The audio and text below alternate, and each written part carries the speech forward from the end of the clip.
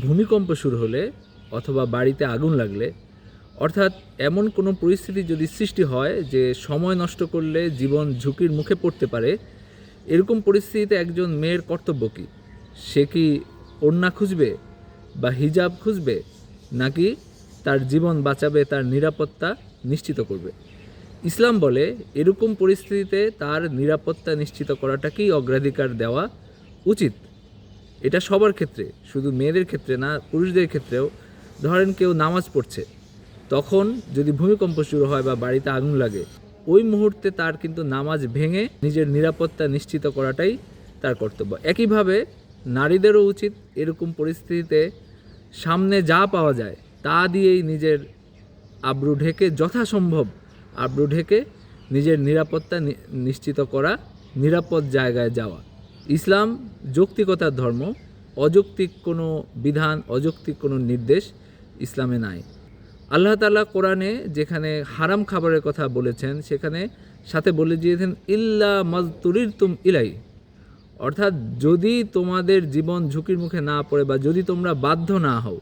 যদি বাধ্য হও তখন আবার হারাম খাবারটাও তোমাদের জন্য হালাল। তার মানে ইসলামে এরকম পরিস্থিতিতে নিষিদ্ধ জিনিস জায়েজ হয়ে যায়। ফিকহে খুব পরিচিত একটা মূলনীতি আছে ইসলামী ফিকহে, যে আদ-দরুরাতু তুবিহুল মাহজুরাত, জরুরাতের কারণে নিষিদ্ধ বিষয় জায়েজ হয়ে যায়। গতকাল ভূমিকম্পের পর থেকে এই বিষয়টা নিয়ে তুলকালাম চলছে। আমাদের প্রগতিশীল ভাইরা ওড়নার বিরুদ্ধে উঠে পড়ে লেগেছেন যে ওড়না নারীকে অনিরাপদ করে তুলছে এবং ওড়না বড় একটা সমস্যা, ওড়নার জন্য জীবন চলে যাচ্ছে, এই ধরনের একটা বয়ান তারা উপস্থিত করার চেষ্টা করছেন। অথচ ওড়নাটা তো, অথবা হিজাব, এটা তো ইসলামে সাধারণভাবে স্বাভাবিক অবস্থায় এটার বিধান দিয়েছে। ইসলামই আবার বিশেষ ক্ষেত্রে এইসব বিধানে ছাড়ও দিয়েছে। তো সেই আলোচনা তো তাদের কাছে শোনার আশা করে কোনো লাভ নাই।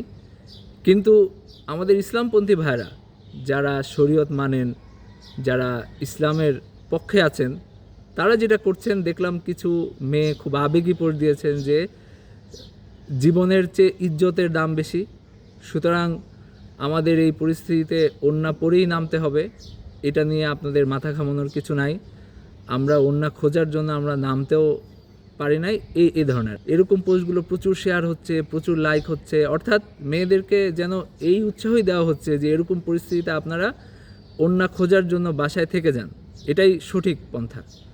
তো এটা তো আসলে সঠিক না, তাই না? এই বিষয়টা তো আমাদের নারীদের শেখানো উচিত। কারণ একটা ভূমিকম্প হয়েছে, আরও অনেক দুর্যোগ পরিস্থিতি তৈরি হতে পারে, বাড়িতে আগুন লাগতে পারে। আপনি কি চান যে আপনার মা, বোন, আপনার মেয়ে ওড়না খোঁজার জন্য আগুনে পড়ুক? এটা তো আমরা কেউ চাই না, এবং ইসলামও এটা চায় না। এই বিষয়টা সবাইকে বলা উচিত যে ইসলাম তো আপনাদেরকে এটা বলে নাই যে হলো এরকম একটা পরিস্থিতি যখন জীবন বাঁচানোর জন্য আপনার দ্রুত আপনাকে হলো স্থান ত্যাগ করতে হবে, দ্রুত আপনাকে নিরাপদ স্থানে যেতে হবে, তখন ওড়না খুঁজে সময় নষ্ট করার নির্দেশ ইসলাম আপনাকে দেয় না। এই ধরনের যে আবেগ, এগুলো মানুষকে ভুল শিক্ষা দিচ্ছে, মানুষকে ভুল বার্তা দিচ্ছে ইসলামের বিধানের ব্যাপারে।